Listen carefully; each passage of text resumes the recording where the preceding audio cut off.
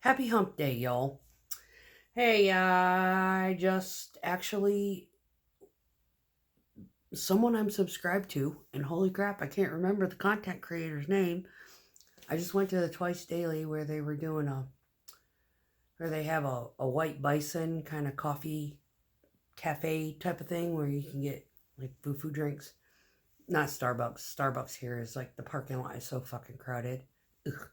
I don't, I don't like Starbucks that much to risk damaging my car to get it. So anyway, yeah. And I happen to see a content creator. He's out there on the patio and he's doing his thing. And I'm like, I know you. Ah, ah. What's your fucking name? So now I'm kind of going through trying to see if he's doing a live or if he's just doing a basic recording. But he was the video that I was watching of him was him talking about, setting up at a Starbucks or whatever, and it wasn't at Starbucks this time. So, yeah, hopefully I'll run across him and I can comment, "Hi, I saw you." In passing, I went in to get my my liquid Xanax, Zoloft, whatever you want to call it. Anyway, but yeah, I had actually a pretty decent day. One of the girls I work with, she sent me a video of JD Vance about 8 years ago, and he was basically talking about more of the sociological dynamics of different classes. So if anybody's ever followed any kind of content that JD has put out, and if you happen to watch the Joe Rogan podcast, his story has never changed. He came from a very broken, dysfunctional upbringing, and he was psychoanalyzing. Basically, well, he's already psychoanalyzed it, but he was basically putting the result of his psychoanalysis out on a TED Talk, describing how it was, he did not fit the typical norm of an elite actually attending Yale. And the ignorance of the, poorer communities as to what kind of financial, government assistance and, things of that nature. Turn these baseboards up. It's kind of chilly in here. Yeah, I have central heat and air, but the heat mechanism is currently broken, and I'm sick of sinking money into this piece of shit. So I'm just going to go this winter without dealing with it. And I technically run these kind of half and half anyway, because I don't know. The heat, a gas heat is so dry that it is dry. It will dry the shit out of everything. It's horrifying. So anyway, yeah, I need to turn it up, get some warmth going on in here. It doesn't take much to heat up this house. I'm serious. Ever since I got that new roof, holy mother of God. Cooling it and heating it, piece of cake. Anywho, so he was talking about the socioeconomical, type of perceptions of things that he was ignorant to. And so he did get, better financial aid and yada, yada, yada. I never got through the entire video. And I'm kind of inspired because I'm thinking that I am about to go embark. I have a laptop. It's kind of nice to be able to shove shit on and use as a routing to an external, because it's a gamer and it doesn't have a lot of gigabytes of storage. It needs bigger. But say a gaming computer. Basically, it works really good to do like graphic design and stuff. But I think I'm going to go buy me a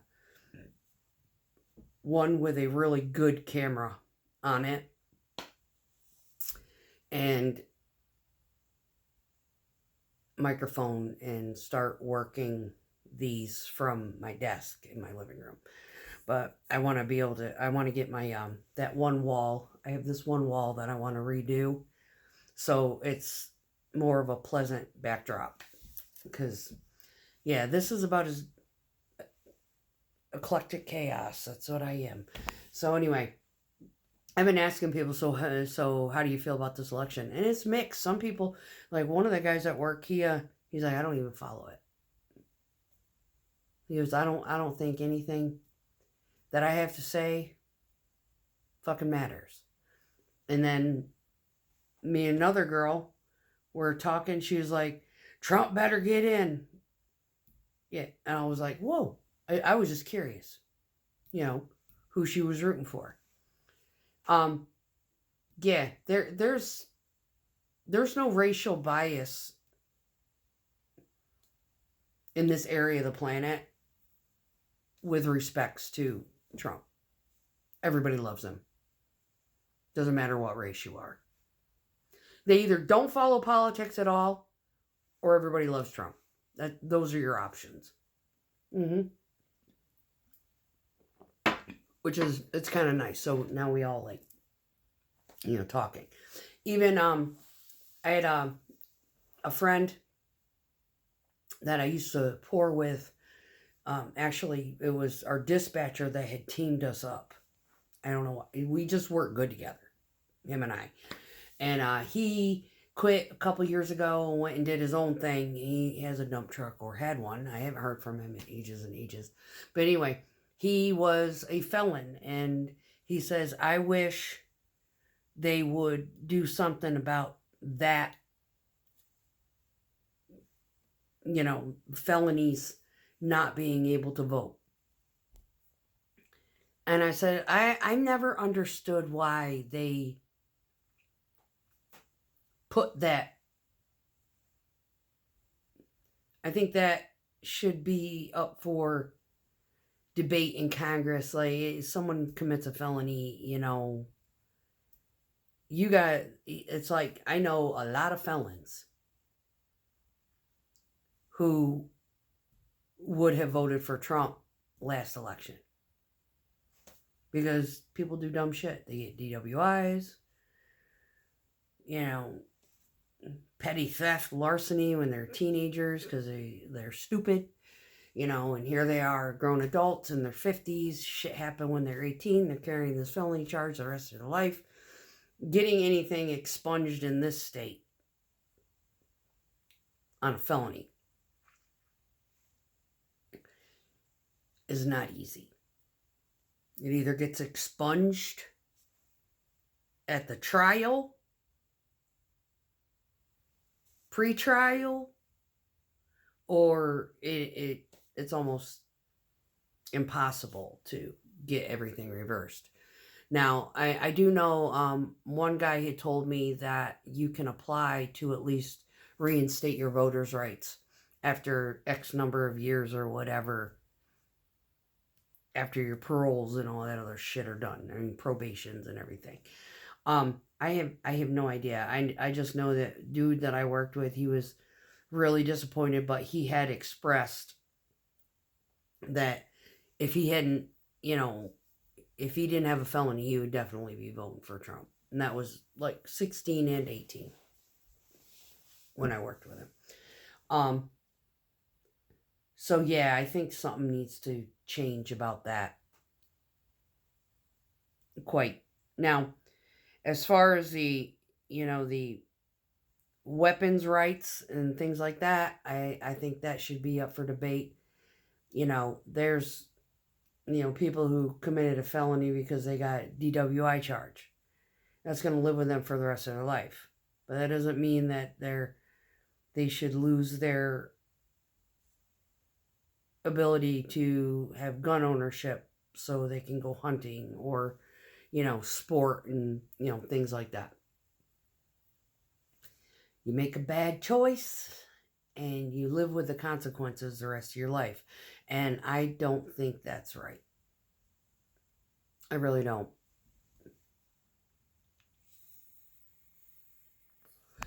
I think each case requires looking into, and, after so many years, no, incidents, charges, things of that nature, one time, one kill. It's like, yeah, someone gets a felony one time, they're like, okay, learn my lesson. I ain't never doing that shit again. 10, 15 years goes by, that person should be at least blessed off into the land of the normal, depending on what the charge was. I can understand if you fucking weirdo go armed robbery or try to hit up a convenience store or something. No, absolutely fucking not. No, your ass never going to own a gun again. And if you do get one, it's going to be illegal. But there's other cases, other situations where, yeah, I think, hunting and sport and things like that, shit, I have a collection. I don't use them. They sit in there, in the safe.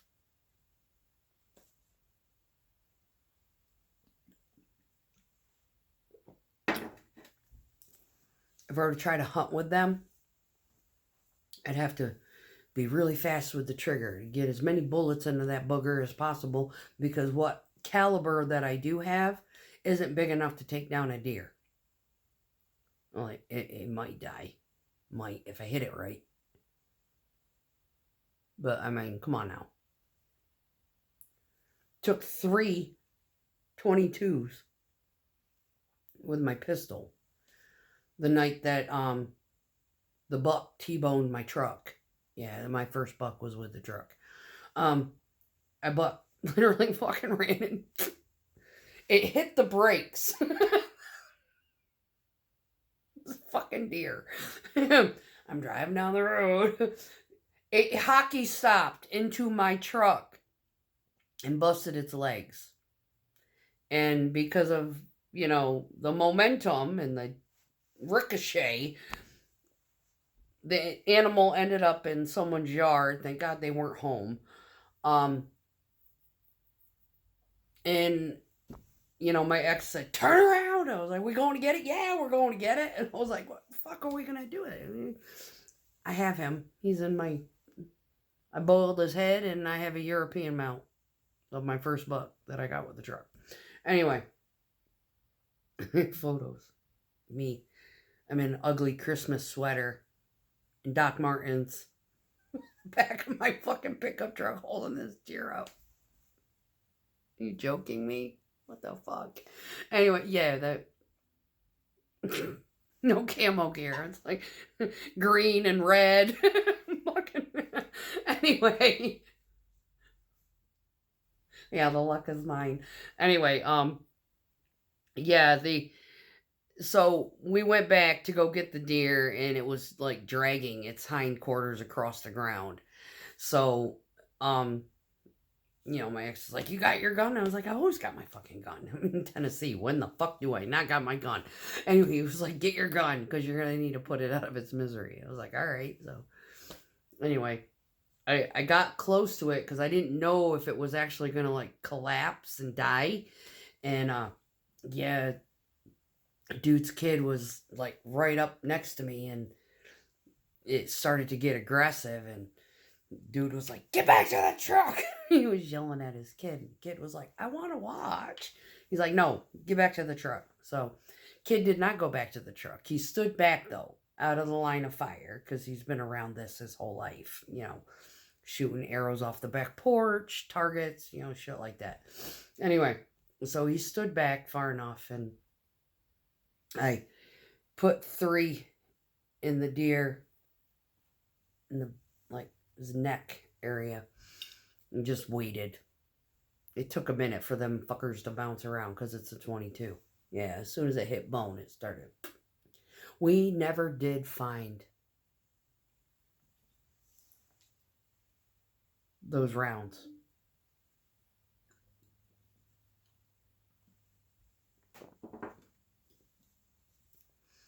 we never did find them when we were cleaning it. And there were some shock areas, where the meat gets, like probably the damn thing's ass that hit my truck, where it gets bloodshot type of thing. But yeah, that's my deer story. I'm sticking to it. Anyway, yeah, we had it hung up. It was like right before the cold snap, so it was like 20 below for like 6 days. And we had this damn deer hanging upside down in his backyard for like a week. It was too cold to clean it. It was like we needed to get it hung up, and then it cold snapped. So we had to wait another day when it started to thaw. We warmed up a little bit. We gave it one more day to get it thawed out, and then we started, we got to work. God, we were exhausted because we had just worked and everything. It was what a week that was. And trying to work and clean that damn deer at the same time was not nice. Anyway. Good times. Yeah, it's like hit the liquor store and grab the utensils. Get busy. All the paper and, oh God. So I still have some in my fridge. Got the food saver out and yeah. But anyway, yeah, I had a pretty decent night at work. There's this one little guy that works. He sits there and checks the slump on the mud, and he shines a flashlight in your face.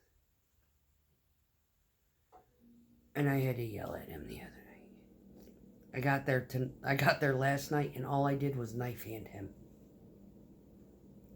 He put the flashlight away. I was like, that thing. I don't know how to explain it to you in Spanish. But after you have been in combat and you have seen explosions and you're sensitive to these flashes, because I've seen the flashes. They were in a distance, but they're scary because you don't know when they're going off. And, yeah. You want to talk about putting somebody into a fucker, that light out of my face. I told one guy, I said, you shine that thing in my face one more time, I am going to yank it out of your hands and beat the piss out of you with it. And he was like, oh!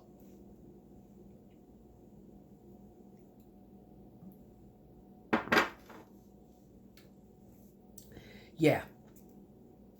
Do not like it, Sam, I am. Anyway, so yeah, I went to the store to go get me a couple of 6-packs, bring them home, and decompress my work day.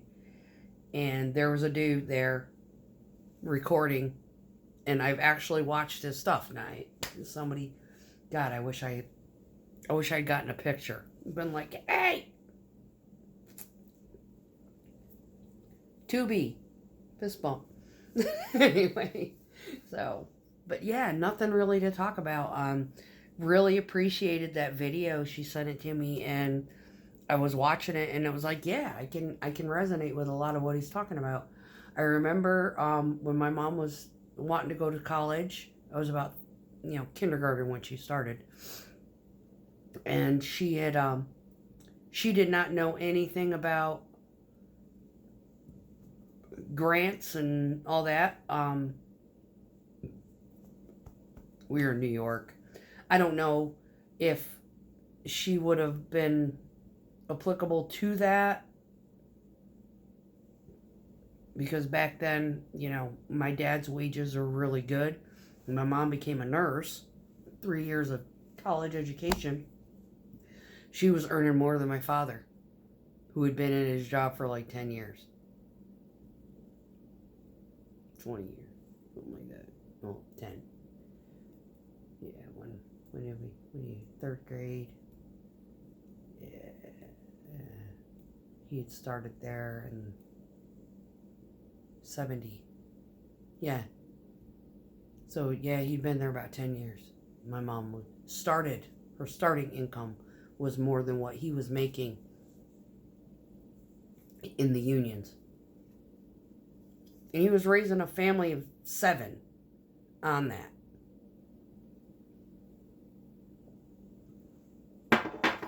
I can understand J.D. Vance's perspective on the poor concept. My little story, you know, I've already babbled on for about 20 minutes. So if you haven't seen it, it's on X somewhere. She sent it to me. If I can, I'll pull the link and tag it to this. But I will, yeah, I think my next video is going to go down memory lane. Tell you what it was like growing up, being one of 5 kids in a manufactured home in the winter in the 70s.